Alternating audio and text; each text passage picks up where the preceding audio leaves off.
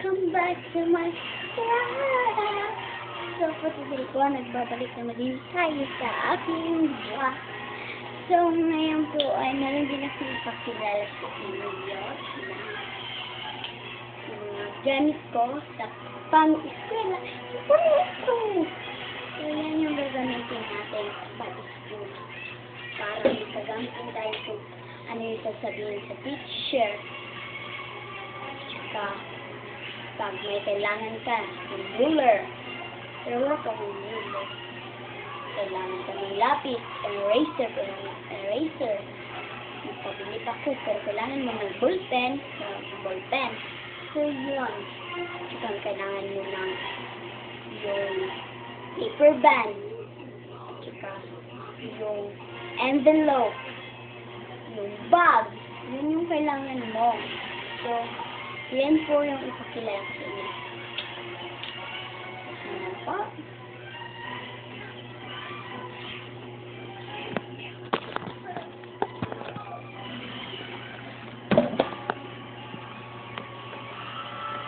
So, ngayon po guys, ito na po yung mga damit ko sa para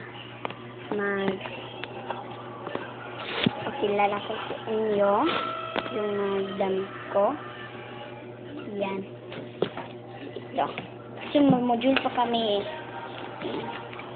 yung envelope ko.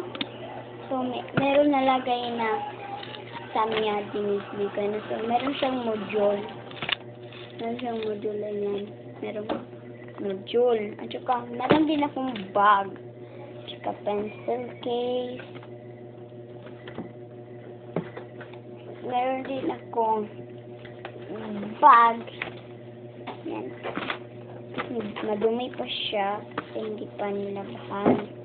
Tsaka meron din akong mga pencil case din. At saka dalawa ito. Iba-iba ito na iba-iba. Kailangan natin ng notebook din. Yan. Ito yung bond paper. Kailangan natin sa pang-school. Yan, dalawa ito. Here's my document. Ito yung bond paper na dalawa. So, yan. Meron nakasulat din dito. Para sabi mo naman. Ay, tama din. Mag-picture. Ayan. Ito yung panggamit ko sa pang-eskwela.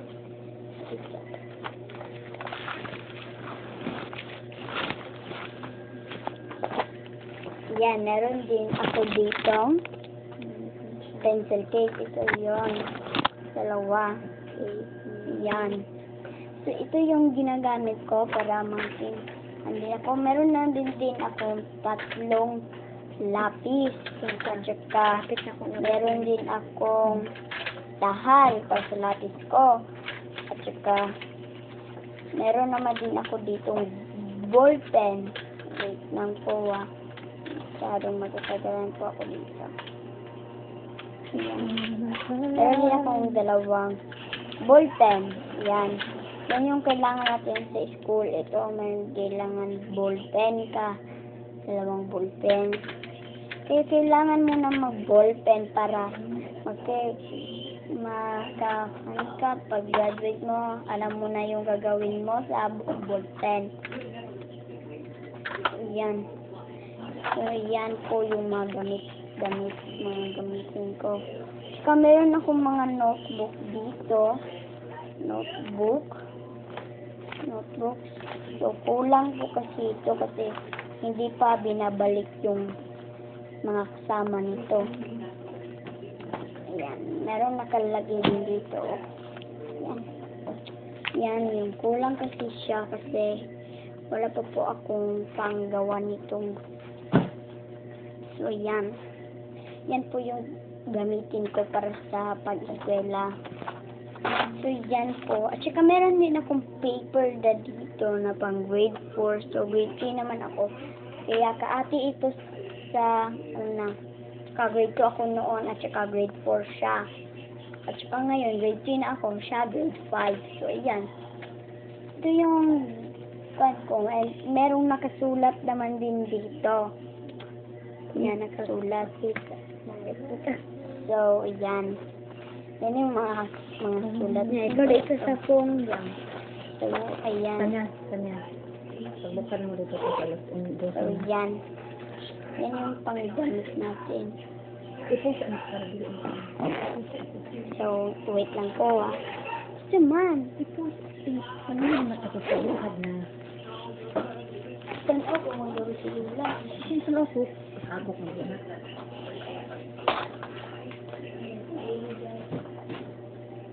Ikaw bukad eh.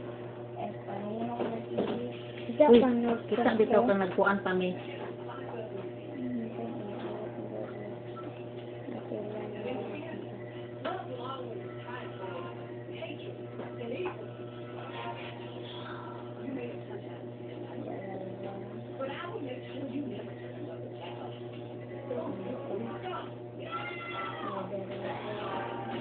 Ayan na, hilag tiyo.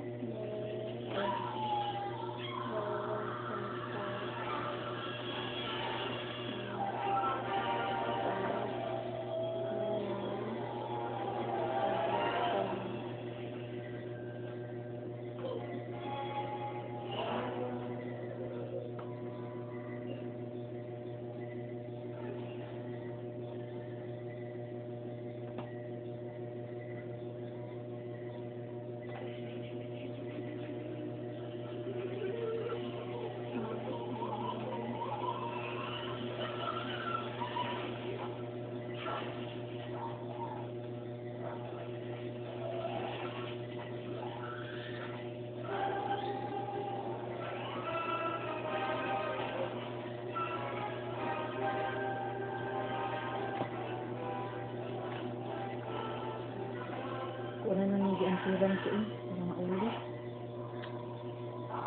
Hindi ko masugot tulingan niya ba?